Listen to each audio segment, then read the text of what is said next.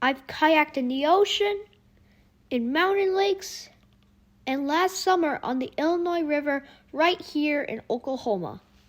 I liked them so much, I started saving up money to get my very own kayak. And today is the day I have been waiting for. We try to make everything into a learning opportunity.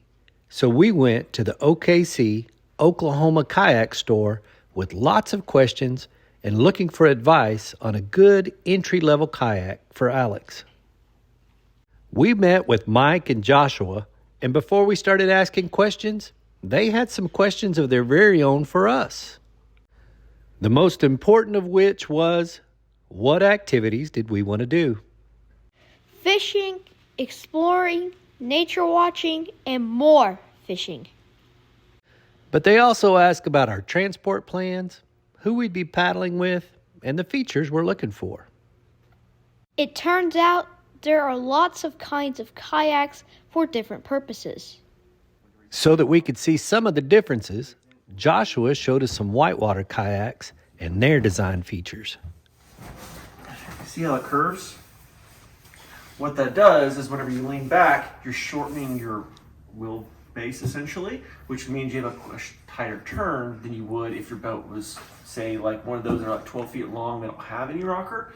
Those, when you spin them around, there's no like high point like on top essentially to allow faster turning, so you're going to be just completely. So that's what makes these better. These actually are for, you could do like cartwheels, you could do front flips, all different kinds of tricks. Basically, you go to like a moving river, there'll be a little eddy point, and that's where you kind of play around in these. Some of these the longer ones, they are for more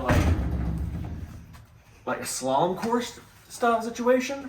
Like if if you're moving water and you're kind of going like this, those longer boats are more for something of that nature.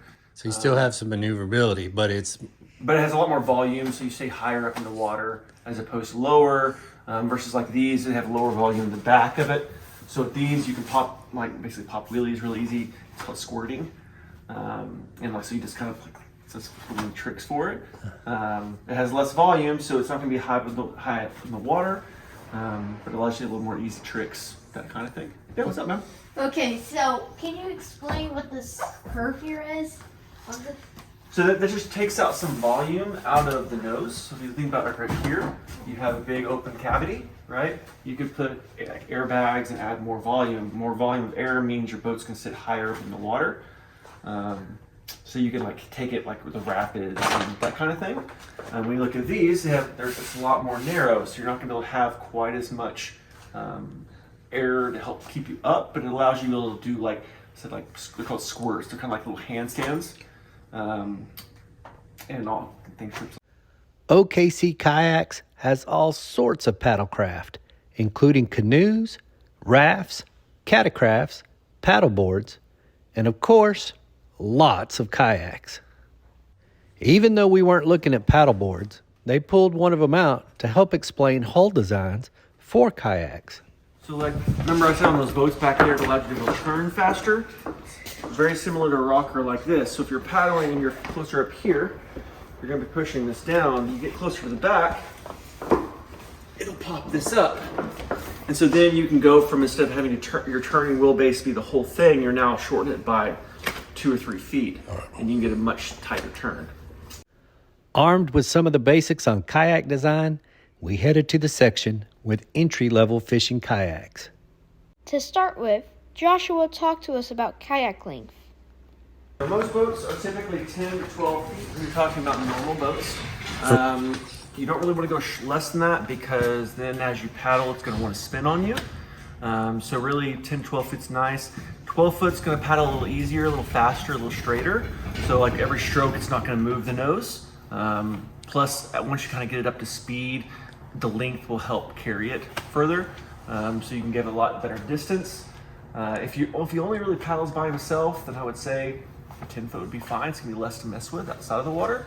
But if you paddle with other people, 12 foot's, and they all have 12 foot and you only have a 10, you're always going to be probably 25 foot difference. You're always going to back, essentially. But if that doesn't matter, then it's not a big deal.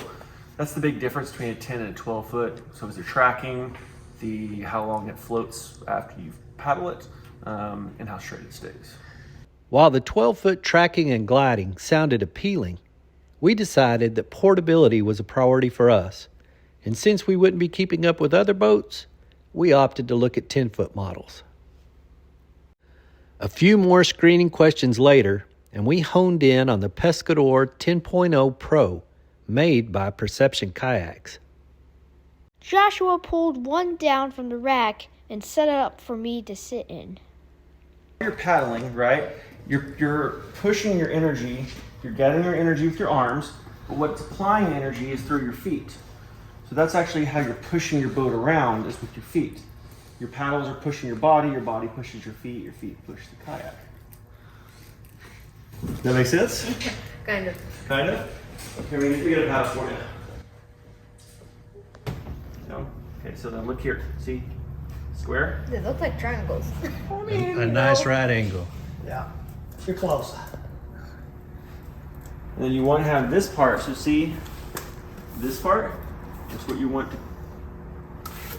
So this is the part that way. That makes sense? Alright. That's the back. That's the one that goes.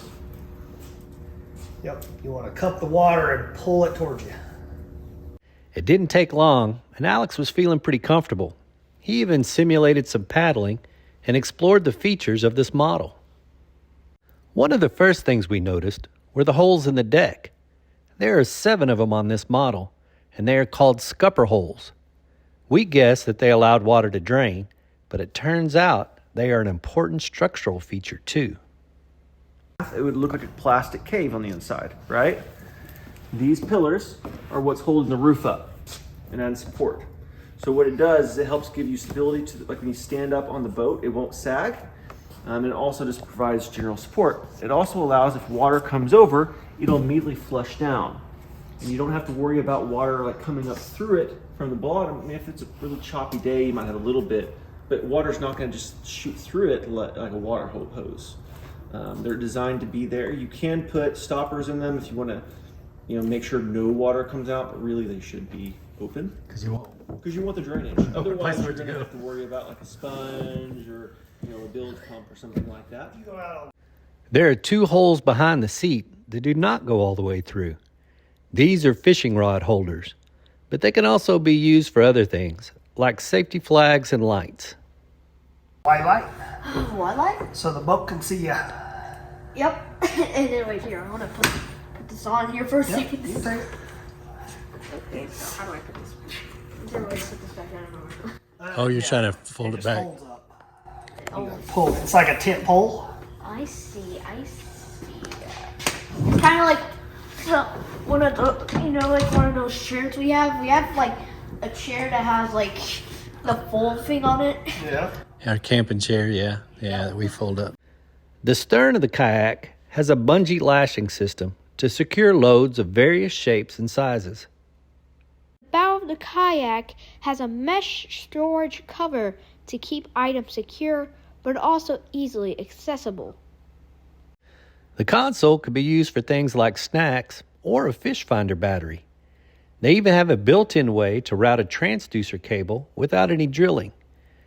There is also a recess spot under the boat so that you can mount the transducer in a protected area, keeping it tucked away from underwater objects like logs or rocks.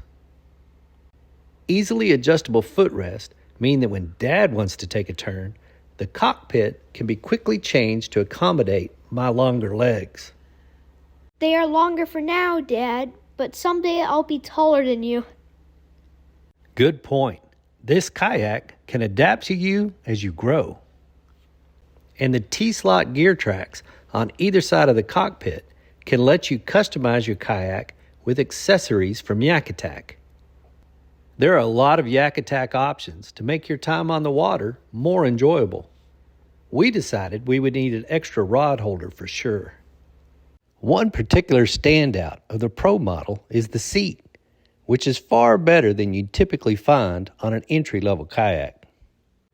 It has 2 positions, a lower one for comfort and better paddling, and a second higher position for a better casting angle. The seat can also be removed so that you can use it as a picnic or camp chair when on shore. A 5-inch deck plate gives access to the interior of the kayak if you're mounting anything to the deck, and it also offers additional storage space for items not requiring frequent access. Front and rear handles mean my dad can help me carry it to the water. And molded-in handles on either side of the main seat mean when you're a little bigger, you can carry it by yourself. There are other thoughtful design features all over the boat, like rod tip recesses, drain plugs, and sacrificial skid plates that can easily be replaced, protecting the main hull from damage. I'm going to have a lot of fun in this kayak. Now that Alex picked his kayak, it was time to find a paddle. From a price point, the bottom row is our entry level all the way up to our top. The bottom row is going to be an aluminum shaft with a plastic head. They're about $89. And when you buy a boat, you get 15% off, so of course that will help a little bit there. The next step up, though, is what we normally recommend. It's like that one that he had out there already. It's a fiberglass reinforced plastic head, and it's a fiberglass shaft. What that means is that it's about 4 ounces lighter, which is quite a bit. The head's going to be a lot more firm, so as you pull it through the water, it's not going to just flutter and lose all its energy. It's actually going to drag that water with it. So that's a really great for balancing price point with what you're getting out of it. That's really the best one. Anything above that is just going to be lighter, more rigid, and prettier. Wait, and I've got a question. Is this supposed to be here? Mm-hmm. Yes, sir. That's a line retriever. So let's say you were fishing, right, and you threw your line and it got caught up on a tree, right, because you're right at the bank. That will allow you to save some of your tackle because it'll help you get it out of the tree, right? You normally want it to be in the center hole. What that does, here, step back for a little bit. Okay, so you look, this side's in the water, this side's up, but they're both facing the same way, right? Well, I can say from personal experience, wind catches objects even this size, and it can be a huge amount of drag. So with this allows you to change it. And what it does is it makes it where when this one's down, this one's shearing the wind, so you're not getting that extra drag. Is that what they call feathering? Mm-hmm. Okay. Feathers. Yep. These are called drip rings, these little rubber gaskets. You want them about 6 inches from the paddle head. The point is that as you paddle through the water and you raise up your paddle, water's going to drip down the paddle. This stops that and will cause it to drop into the water. So it keeps you from getting as wet. You don't have constant cold water getting on you. But that's what these are for.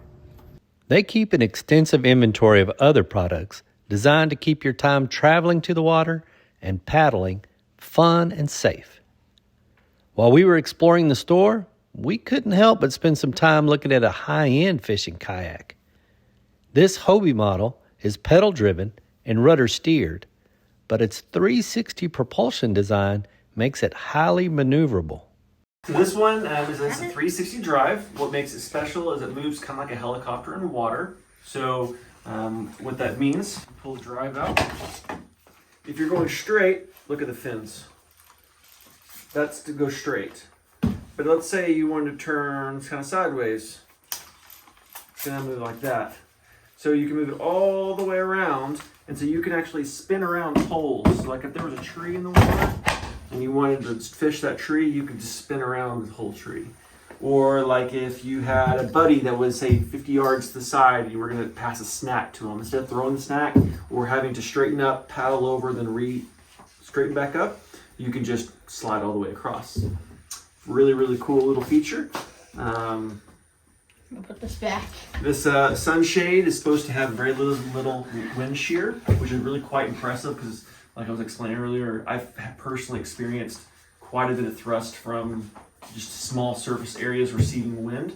So the fact that this shears all the wind and it's not supposed to create any drag is pretty impressive. These can also, where this is going into, can be made into a sailboat. All Hobies can be made into sailboats. So if you did want to kind of play around with, wind sails and that kind of thing, you can. That's one of the really cool things with the Hobies. Is that a different attachment that you're buying? Yeah, Is we that don't have one okay? here, but it would go into this spot here. It's just Okay. a big cell. 6-foot sail. See, there's you have all your rod holders on the inside, extra track. Of course, this is internal access and a bay.